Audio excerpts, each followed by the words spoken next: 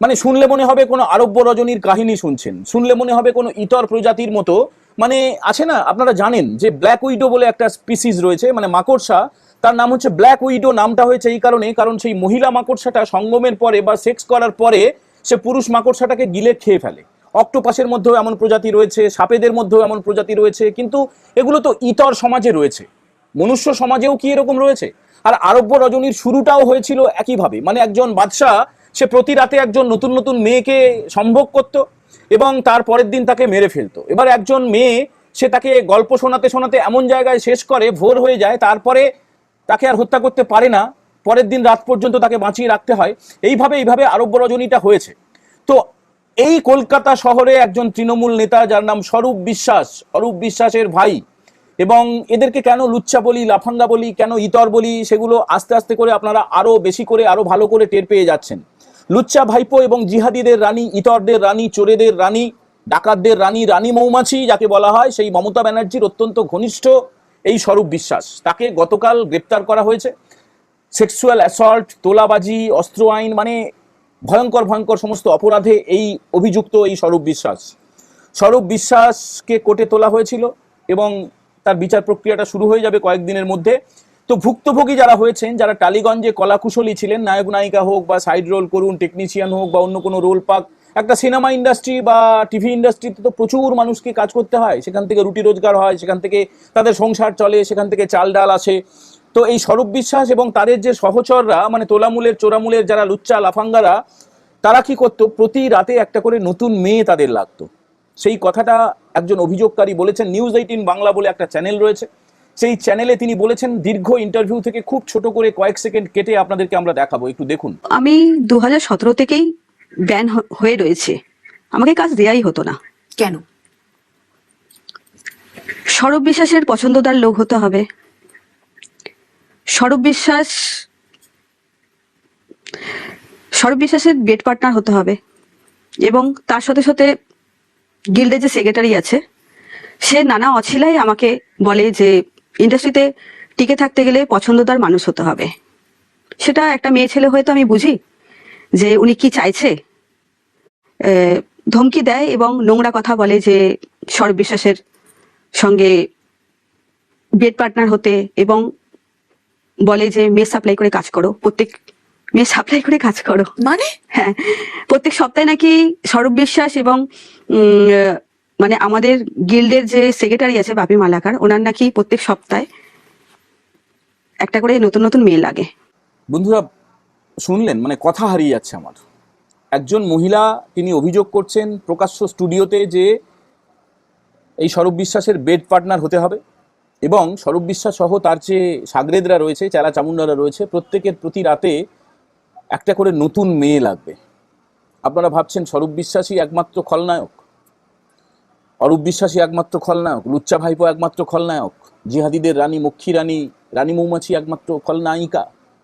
না না, এই গত 15 বছরে আমি একদম খুব কাছ থেকে দেখেছি এই চোর কুনাল এর বিরাট মেয়ের দোষ রয়েছে। সে তার বউর সঙ্গে থাকে না, অন্য একটা মহিলার সঙ্গে থাকে।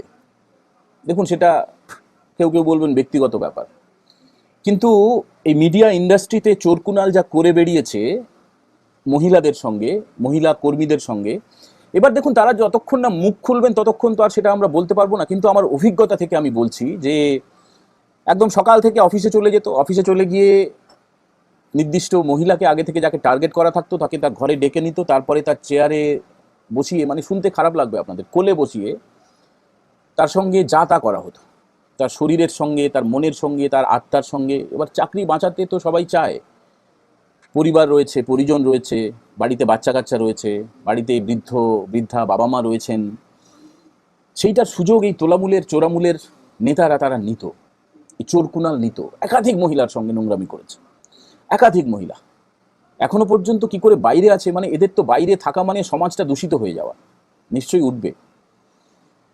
যে চ্যানেলের ভিডিও ক্লিপ দেখালাম নিউজ 18 বাংলা, তার মাথায় ছিল একজন বিশ্ব মজুমদার, তাকে তো লাথি মেরে তাড়িয়েছে, চলে যেতে বাধ্য হয়েছে। তার বিরুদ্ধেও এরকম ভুরি ভুরি অভিযোগ রয়েছে, ভুরি ভুরি অভিযোগ রয়েছে। বিভিন্ন ক্যামেরাম্যান ফিট করা থাকতো, ক্যামেরাম্যান অ্যাঙ্কারদেরকে তার বেড পার্টনার করতো। মানে শুধুমাত্র আর্থিক অপরাধে যে অভিযুক্ত এরা তাই নয়, এরা নারী ঘটিত বিভিন্ন কেলেঙ্কারি, মানে সেই সন্দেশখালীর শেখ শাহজাহান শুধুমাত্র পিঠে বানানোর জন্য যে রাত্রে ডেকে পাঠাতো তাই নয়, প্রত্যেকটা সেক্টরে।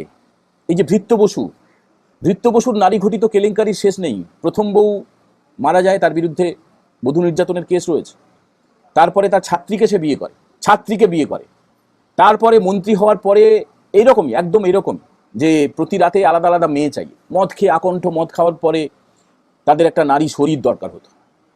না হলে বলুন তো, এই যে পটাশপুর, সুরেন্দ্রনাথ কলেজ, এগরার স্কুল, প্রত্যেকটা প্রতিষ্ঠানে, প্রত্যেকটা ক্লাবে, প্রত্যেকটা অঞ্চল অফিসে, পার্টি অফিসে কেন মহিলাদের অন্তর্বাস, মহিলাদের শাড়ি, মহিলাদের ব্লাউজ এবং কন্ডম উদ্ধার হয়? মানে তোলামূল চোরামূল মানেই হচ্ছে এরকম চরিত্রহীন, লম্পট, মাতাল, দুষ্কৃতী, ফেরেববাজ।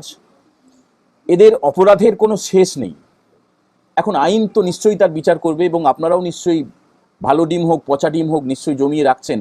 যখনই স্বরূপ বিশ্বাস অ্যারেস্ট হয় তখন তো এলাকার মানুষ ভালো ডিম নিয়ে গিয়ে তাকে ছুঁড়েছে, তার গাড়িতে ভাঙচুর করেছে। কিন্তু একটুখানি পুরনো ছেঁড়া নোংরা অন্তর্বাস, নোংরা পাঁক, পচা ডিম এগুলোকে ব্যবহার করুন। এদের জন্য ভালো ডিমও ব্যবহার করা যাবে না। এই চোর কুনালের মতো লোকেরা যখন রাস্তায় যাবে তাদেরকে নোংরা জুতো দিয়ে মারুন, ভালো জুতো নষ্ট করবেন না। ভাবতে পারছেন এদের চরিত্র?